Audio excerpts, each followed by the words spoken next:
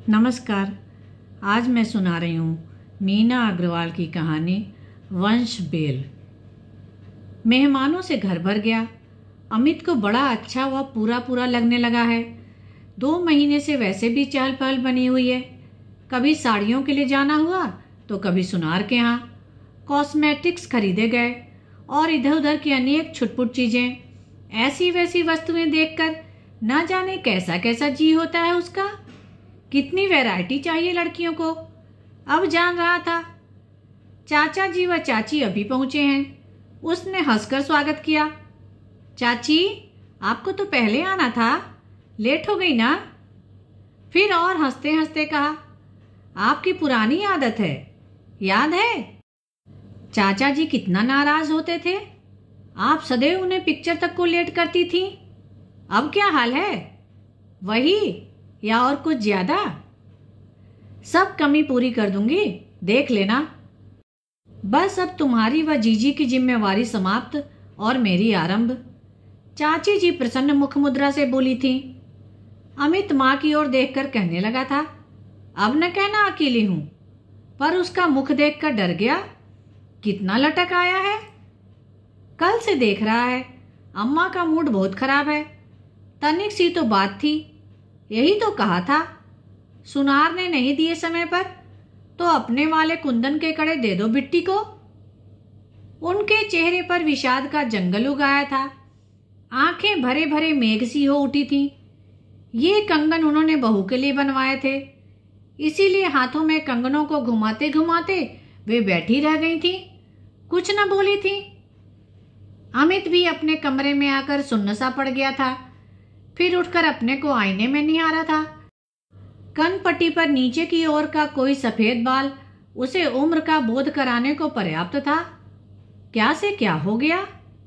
एक सुंदर हृष्ट पृष्ठ नवयुवक, कितने कितने संबंध आए थे, एक से एक बढ़िया। उसने सभी नकार दिए थे। समझाते समझाते पिता हार्ट अटैक से उठ गए थे। माँ को भी खूब रुलाया सताया था उसने। एक दिन बाजार में मंजरी मिल गई थी। बिट्टो भी साथ थी। कॉलेज में काफी दोस्ती थी उनसे। कहने लगी, सुना है तुम बहुत बड़े अफसर हो गए हो। अरे बड़ा बड़ा क्या, बस हो गया हूं। तो विवाह क्यों नहीं कर लेते? वह हंस दिया था, मानो अफसरी की तलवार विवाह की ढाल पर ही चलती हो। बिट्टो ने घर आकर माँ से मंजरी की बहुत प्रशंसा की थी। उस दिन बहुत दिन बाद कोई उल्लास जागा था। माली से कहकर अपनी खिड़की के नीचे गुलाब की बेलें लगवाई थीं। बेल जब से फूलों से भर उठी थी, तभी से इसकी गंध उसे किसी के आंचल से उड़ी उड़ी महक लगने लगी थी। अंतस से अतीत की पीड़ा बहने लगी थी। बीते अर्थहीन को तोड़कर वातावरण को सहज रूप से सदगृहस्थों की तरह जीने की कामना पल्लवित हो गई थी। वह सोच विचार में ही रह गया।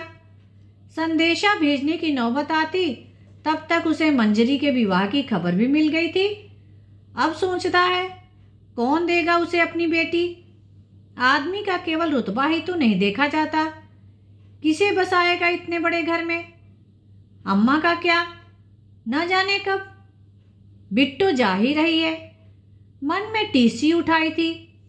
दार्शनिक सा हो उठा था। क्या रखा है संसार में, एक दिन मिट्टी में मिलकर ढेर होना ही है। क्या अंतर है, किसी का होकर गए या यूं ही पहुंचे? पर उनकी वंशवेल भी तो होती है, कोई भोगने वाला तो होता है। पीड़ाओं की बर्फ और भी भारी जमने लगी थी। मिलन तो पृथ्वी और अंतरिक्ष का भी हुआ था। उसका तन मन मरुस्थल की शुष्क घाटियों में बंधन मुक्त आवारा सा यूं ही भटकता रहेगा क्या? एक भीनी सी गंध जो उस हर पुरुष में से रिश्ती है जो कुंवारा नहीं होता, उसमें से कब बहेगी, बसेगी, अंकुरित होगी? बड़ी बुआ का सामान उतर रहा था। उनकी आदत है कई अदद संदूक व गठरी मुठरी लाने की। उसे दर्जी के यहाँ जाना था। जाने कैसे हो गए हैं कारीगर लोग, समय पर काम ही नहीं पूरा करते। कितने चक्कर लग गए, तभी वह चौंक पड़ा। अन्नी के साथ साथ आरती भी उतरी थी। नमस्ते, नमस्ते, नमस्ते भैया। अन्नी हुमक कर आगे आ गई। आरती नीचे दृष्टि किए रही। वहां खड़ा होना कठिन लगने लगा। नौकरों को बुलाकर सामान को इधर उधर रखवाने की चेतावनी देने में स्वयं को व्यस्त सा बना लिया। बुआ, मैं जरा दर्जी के यहाँ होकर आता हूँ, दुकानें बंद हो जाएंगी। अपने को बचाकर दबाकर निकालने में बहुत श्रम लगाया था उसने। तब वह नया नया अफसर बना था। छोटे चाचा जी के विवाह में उसे नया सूट और अच्छी सी टाई भी मिली थी। वह कुछ अधिक सजीला लगने लगा था। सभी ओर से उसकी सुंदरता और कैरियर की धाक थी। गर्वीला हो उठा था। माँ भी उससे बहुत अधिक अपेक्षाएं रखने लगी थी। तब भी बुआ की ये ननद आरती उनके साथ आई थी और न जाने कब कैसे सामान्य सी दिखने वाली, साधारण नाक नक्श वाली, पर किसी अति विशिष्ट दमक से तपातपी ये लड़की उसके मन की कंदरा में एक प्रिय की मूर्ति जैसी स्थापित हो गई थी, जैसे कोई रंभा, मेनका या उर्वशी हो। बड़ी बुआ अगले दिन जाने वाली थी। अम्मा ने तिवारी में बैठकर उनकी सलाह से सब लेना देना निपटाया था। आरती, अमित व चाचा चाची ओसारे में रमी में जमे हुए थे। आपके भाग्य अच्छे हैं बीबी जी, जो आरती जैसी ननद मिली। अब जल्दी करो, हाथ पीले कर दो। सयानी लड़की की बड़ी जिम्मेवारी होती है। अम्मा की बात अमित के कानों में कहीं से चूसी गई थी। बुआ हंसकर बोल उठी थी, अब इतनी ही भाग गई है तो रख लो ना अपने पास, दोनों की पटती भी है। अम्मा की आश्चर्य मिश्रित ध्वनि उसने साफ साफ सुनी थी। क्या कहती हो बीबी जी, घर की घर में भी कहीं संबंध हुए हैं? फिर रंग रूप भी हल्का ही है आरती का। आप तो देख ही रही हैं, इतनी ऊंची नौकरी में पत्नी को फ्रेम में मढ़कर रखना होगा उसे। सो तो है ही भाभी, पर दहेज भी तो भरपूर लोगी, यह क्यों नहीं कहती? बुआ ने बात को हंसी में टाल दिया था। माँ का विशिष्ट दंभ जो पहले उसे प्रिय लगता था, अब कितना बेमानी सा हो उठा था। उसने विचार किया कि आरती से साफ साफ ही बात पूछ ले। केवल आकर्षण आमंत्रण की नहीं, जीवन पथ पर एक साथ बढ़ने की। तभी माँ से भी कोई आग्रह किया जा सकता है, पर ऐसा कुछ भी न हो सका था। संकोच व द्विधा ने उसे ठग लिया था। तब से अब तक सुधियों की पुष्पशैया पर कांटों से बिंधा बिंधा वह सदैव लोटपोट होता रहा है। अनेक संबंध आए, पता नहीं इतनी खोजबीन जैसी क्या थी। आरती से तो मन ही मन का संबंध भर था। उस पर कभी कुछ उजागर हुआ हो, ऐसा भी तो वह नहीं कर पाया था। हाँ, आरती की काली आंखों का खिंचाव वह पल पल महसूसता था। उसकी मोहकता में भटकता भटकता डूबते सूर्य की तरह हो जाया करता था। एक दिन ऑफिस का शर्मा उसे अपनी मित्र चारूबाला के घर ले गया था। यहाँ की चहल पहल देखकर बहुत प्रभावित हुआ था। चारूबाला भी बहुत सुंदर और सौम्य लगी। उसका सानिध्य भी बुरा नहीं लगा था, पर एक अपराध भावना ने उसे वहीं जड़ कर दिया था। अनेकों सिगरेटें पी पीकर वह स्वयं को भुलाने लगा था। तभी चारूबाला ने हाथ थामकर पान प्रस्तुत किया था। पास बैठकर उदासी का कारण भी पूछा था। शर्मा ने उसे डांटकर कुछ हंसने हंसाने का आग्रह किया था। उसका मन हुआ था फूट फूट कर रोए और इस चक्रव्यूह से बाहर निकलकर खुली हवा में श्वास लेकर अपने डूबते प्राणों में संजीवनी डाले।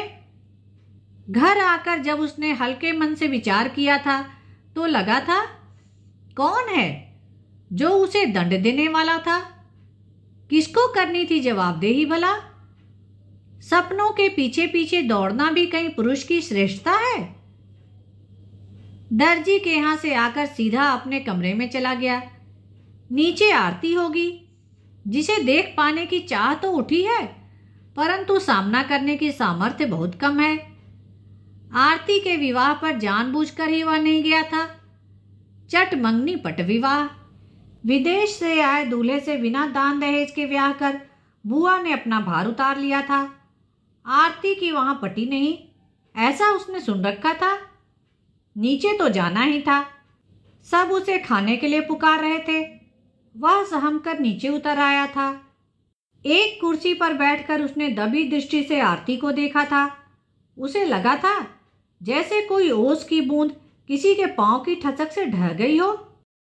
भाई, इतने उदास मत बनो अभी से, बिट्टो तो कल विदा होगी, चाची ने टोका। वह हंस दिया। बुआ ने विद्रूप भरी दृष्टि फेंक दी। माँ सुस्त पड़ गई। आरती जमीन कुरेदने लगी। बिट्टो ससुराल गई तो अमित ढेरों ढेर रोया। मन पर बंधे अनेक बांधों को इस बहाने खूब बहाया। जीजी, कुछ करो ना, अब अमित से अकेले कैसे रहा जाएगा। चाची ने अगली प्रातः सहमत होते हुए माँ से कहा था, तुम ही मनाओ ना छोटी बहू, अब तो इसके जोड़ की लड़की मिलना भी कठिन ही समझो।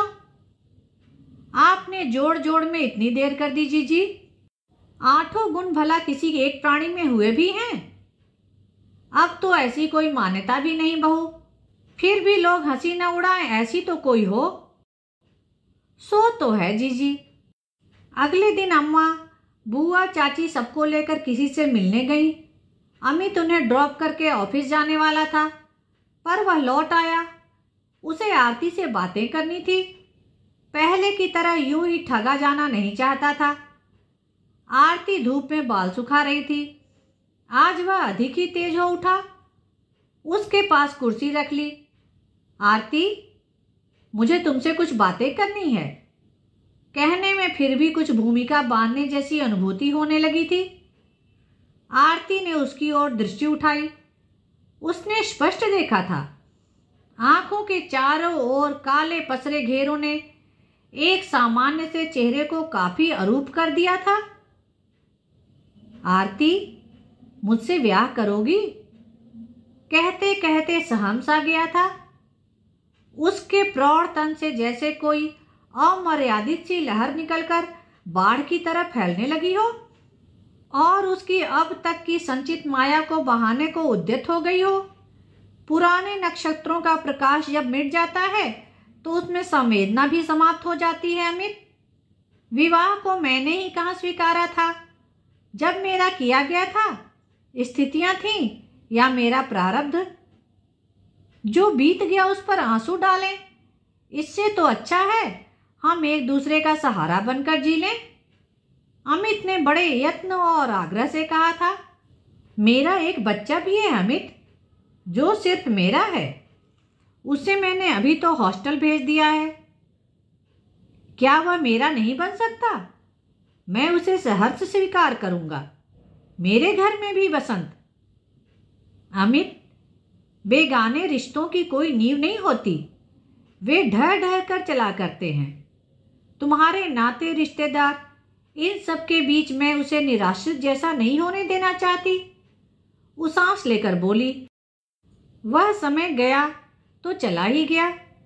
तुम चाहो तो हम मित्र बनकर रह सकते हैं, पर मैं पत्नी सुख चाहता हूं, बालकों से भरा पूरा घर चाहता हूं। ऐसी रोशनी का क्या करूंगा जो न तो कहीं जगमगाएगी और न ही उसकी ऊष्मा से कोई सृष्टि उपजेगी। अमित, वह बर्फानी चट्टानों को जैसे रौंदते रौंदते बोली हो, तुम्हारे लिए मैं इस तराजू में तुलने को भी तैयार हूं, पर छोड़ो ना यह विवाह आदि का झंझट। आंगन की धूप का टुकड़ा उसके ऊपर से हटकर पिछली ओर अपना प्रकाश लुटाने लगा था।